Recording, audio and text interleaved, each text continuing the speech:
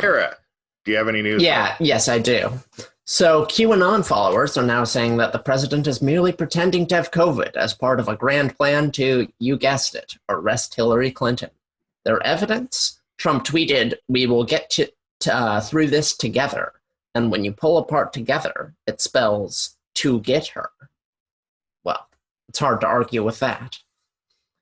A romance novel called Kissing the Coronavirus has gone viral. The tagline, "She was supposed to cure the coronavirus. Instead, she fell in love with it."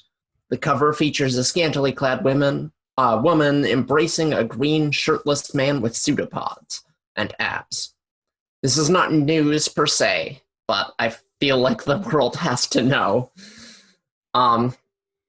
One of the earliest medical trials of CRISPR-Cas9 has shown that the gene editing tool is safe and effective for treating human diseases. In the trial, researchers used CRISPR to augment human T cells with the ability to recognize a protein created by some tumors, essentially giving the immune system the ability to fight some cancers. These modified immune cells thrived for at least 9 months inside the trial participants' bodies without apparently causing any side effects.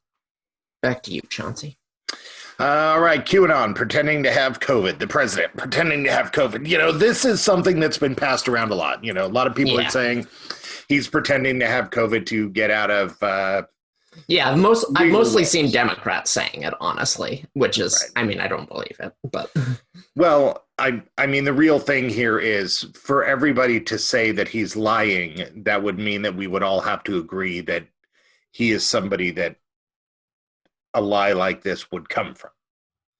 I mean, yeah, that's not the it's like part. If Obama had COVID, there would have been like 15% of the population would say he's lying, just like any conspiracy. That's what we do here. We do conspiracies. Sure, we do that 15%. For Trump to do it and like literally 65% of the population to go, well, he might be lying. That should say something about a person's character. Well, Maybe I shouldn't have used Obama as an example. That's going to set people off. Anybody. Basically, if 65% of the population thinks that you might be lying, you're probably a liar. I mean, he is a liar. I also think I'm not going to, I just want people to muster on that. If you're sitting there thinking even the guy you like might be lying to do something, I don't know. It's a weird situation. It's a weird situation. It is a weird situation. He got out of the hospital today, so. Oh, he did. Okay. Yeah. Well, a lot of people are saying some pretty terrible things. And, I do not wish death on anybody, especially a slow suffocation. And Trump is included in that. I don't want anybody to die horribly. Yeah, I mean, I don't either. But you get a lot of people who've spent years saying, he's a fascist and he's literally killing people and the world would be better off without him. And now that he's sick, it's like, oh, but we don't want him to die. And it's like, okay, but why not? Like, from your premises, because there's a difference. Follow. There's a difference between inciting people by being a jerk to go and do messed up things and then doing them yourself. Now, don't get me wrong. He does a lot of bad things himself. Right. Well, but yeah, he does. But if I'm incited by some jerk to go do something terrible, I'm still the one who did it. I'm still the one who did it. And so, no, I don't wish death on this guy like he's Hitler gassing Jews. No, I most certainly don't. Well, it's not like Hitler personally gassed the Jews, but it's not like he pulled the lever. But Trump put kids in cages and some of them died. It's the same exact thing. Yeah. No, I get you there. So, no, I don't think it's the same exact thing. Also, I think that something like this is detrimental to the United States. Now, don't get me wrong. I do hope he learns a valuable lesson. It's not like I just hope for the best for him. I don't want him to die. I don't want him to be permanently sick. I do want him to learn a valuable lesson. And as we know about most people, men in their later 70s, they learn a lot of valuable lessons and learn new tricks all the time. So, So you also understand. I do understand. Unlikely that is. Yes, yeah, I do. Okay. I do, but I do also know that I have certain rules in my life, and one rule is no vengeance. I don't believe in vengeance. I think that vengeance is bad, and I think having vengeful feelings is bad because I've seen so many people with vengeful feelings that have turned them into weapons at the person who didn't deserve it because they were so caught up in the vengeance. So any sort of vengeful thought robs people of being smart. Well, fortunately, it really has no effect whether anyone wishes him well or wishes death upon him or not. He'll get better if he gets better. Maybe it does. We are a conspiracy show. Maybe it does. Yeah, maybe there's some sort of psychic maelstrom of, I don't know. But let's get back to the point here. The point is QAnon. QAnon is crazy. Grasping at straws here. I'm wondering if, being a show that deals with conspiracy, are we shooting ourselves in the foot by not embracing this QAnon thing? Is this the future of conspiracy radio? Are we wasting our time here? And is this the slow decline of Radio Wasteland by not embracing QAnon? Well, I'll take those one at a time. Yes. All the same question. Yeah. Is there? Yeah, I just can't do it. I don't have the ability to embrace QAnon, even insincerely. Yeah. Well, again, it's purple prose and rhetoric. It's inciting for negativity. It's not, trying to find out the proof of aliens is trying to, I guess people can make that argument if Hillary Clinton is really selling kids as pizzas. I don't know. But I mean, come on. Kids as pizzas. Isn't that what Pizzagate was? I don't kind of like a Wayfair thing, like you order. Honestly, you're close enough. It doesn't. The real version is just as ridiculous. So yeah, sure. Yeah, no, you order the cans with extra sausage and white sauce. Can they deliver it to the back door of your house? Stuff like that. I don't like where this is. That is kind of what they were saying. It was kind of a Wayfair thing. I thought it. No, okay, I guess that's true. I don't know. Bad. Yeah. I feel bad. I feel, I can't tell if I'm just being cocky and I think I'm so smart and they're all so dumb, or if they are dumb, or if I'm so dumb for thinking I'm so smart. Oh, we're dumb too. There's varying degrees of human dumbness, I think. And I don't know. I think at a certain level, it's okay to check your self-doubt and just say that's stupid. Yeah, unfortunately, varying degrees does imply full circle. All right. So, Kissing the Coronavirus romance book. I like it. If I have to know this, you have to know this. Everyone has to know. I like it. It's like it's like the blues. Singing the blues. My woman left me. My dog's got ticks.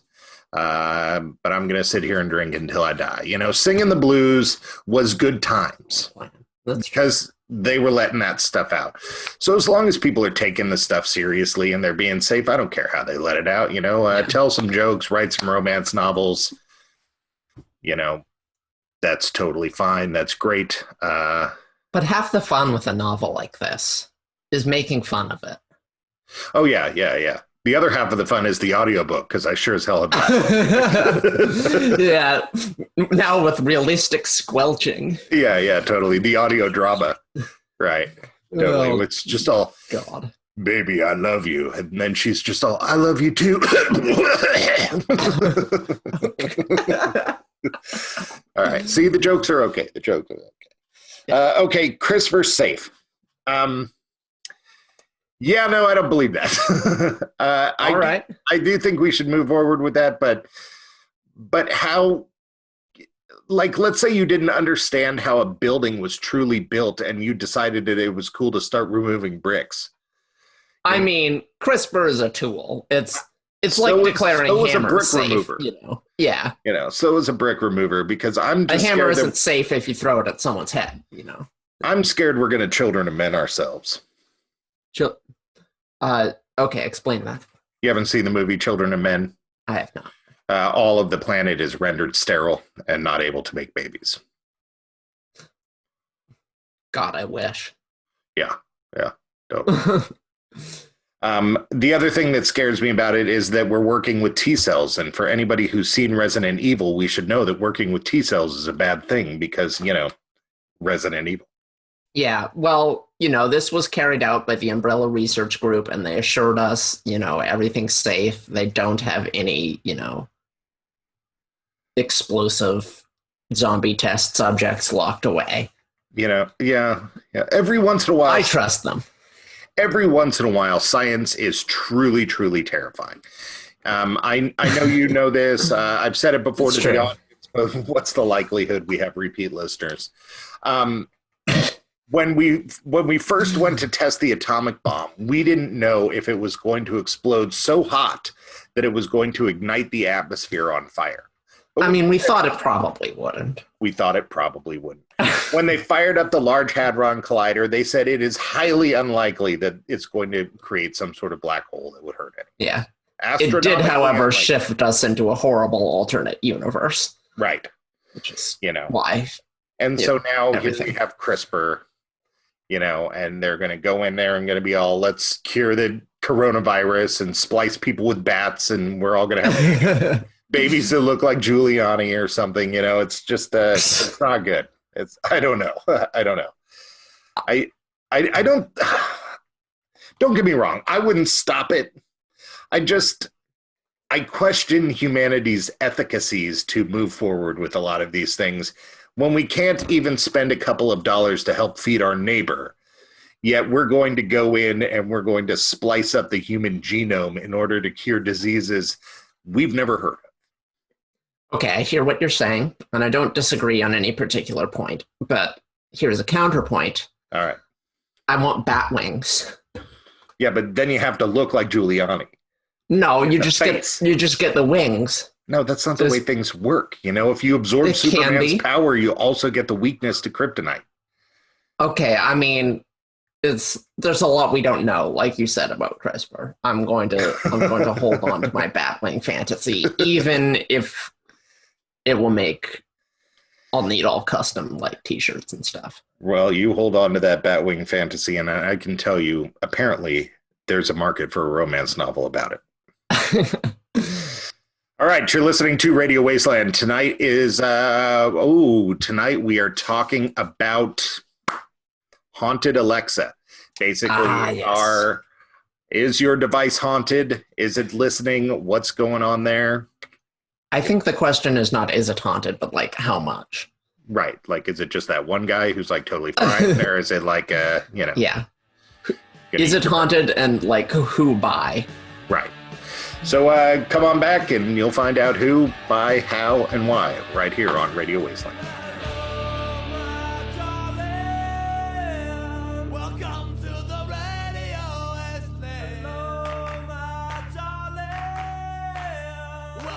to